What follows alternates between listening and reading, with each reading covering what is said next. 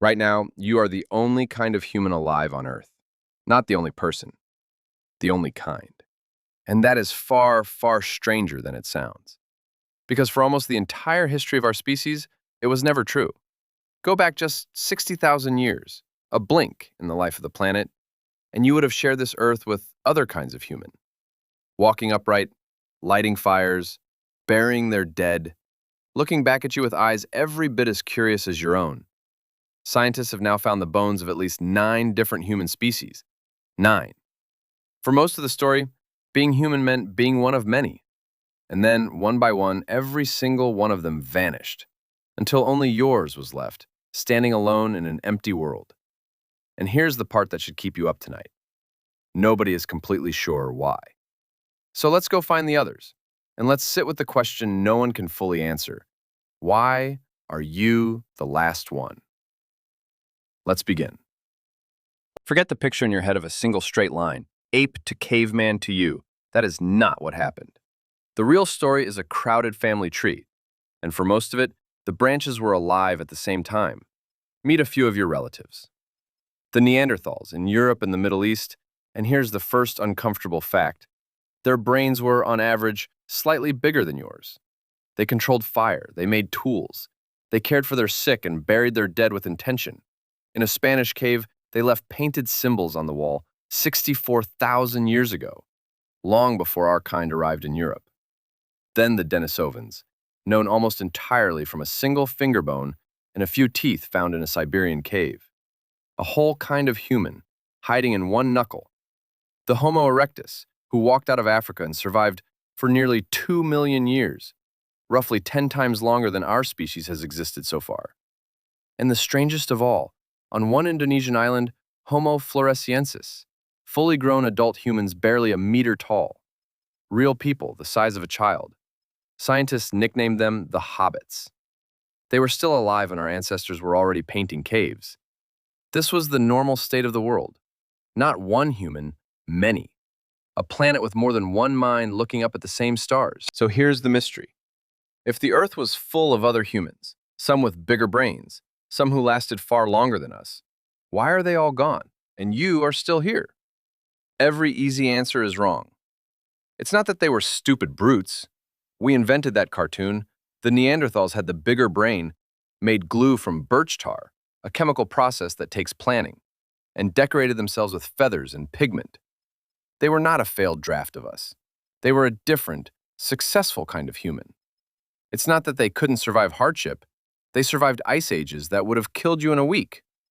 Homo erectus lasted 2 million years through a changing planet.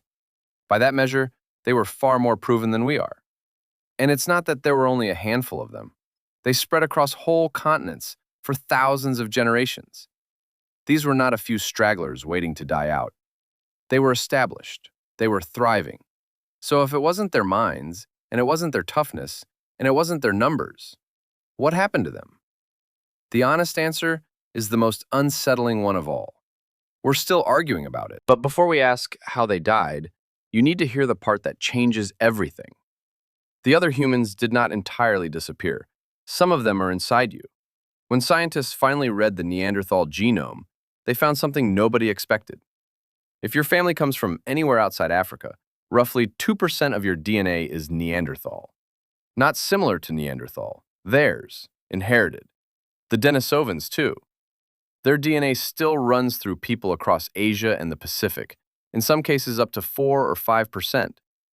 Sit with what that means. Our ancestors didn't just live alongside the other humans, they met them.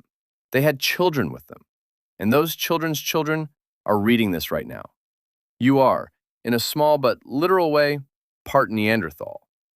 The extinct species is in your eyes, your immune system, the way your body handles cold. So maybe they didn't lose a war.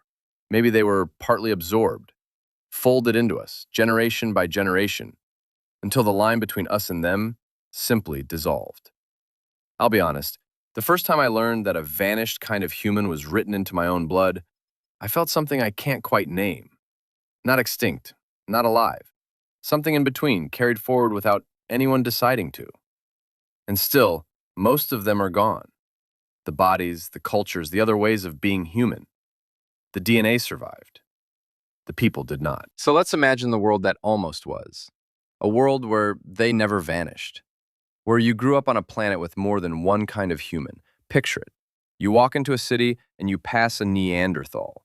Broad, powerful, with that slightly larger brain, thinking in ways subtly different from yours. A small Flores human, the size of a child but fully adult, doing work your hands are too clumsy for. A Denisovan, adapted to thin mountain air you could never breathe. Everything we argue about would be a different argument. Every line we draw between us and them, by skin, by border, by language, would look almost meaningless next to the real gap. Standing across from a person who is genuinely a different species of human, and still, somehow, family. And here's the quiet, devastating part. We're the kind of human that wonders if we're alone in the universe. We stare into space, aching for one other mind to answer back. But we already had that. We had a whole planet of other minds, almost like us, but not us. And we're the ones who ended up alone with the question. Maybe that ache you feel looking up at an empty sky, maybe it isn't really about aliens at all. Maybe it's the memory of a world that used to be full of other humans.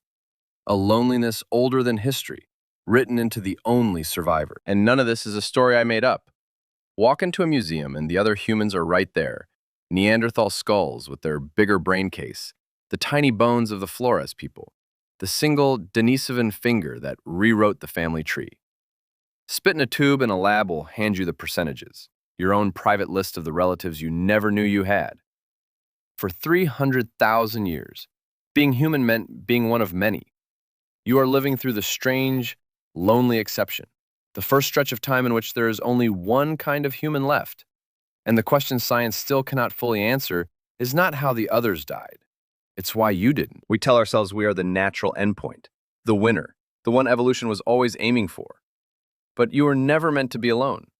You are the last survivor of a family that once filled the entire earth. And you are walking around carrying pieces of the dead inside you without even feeling their weight. You are not the only human because you are the best. You are the only human because, for reasons we still don't fully understand, you are the one who's left. If a thought like that is the kind of thing your brain refuses to put down, you already belong here. Subscribe and stay a while, because next time we turn the question around, not where the others went, but where you're going. What will your kind of human become 1,000,000 years from now? See you out there.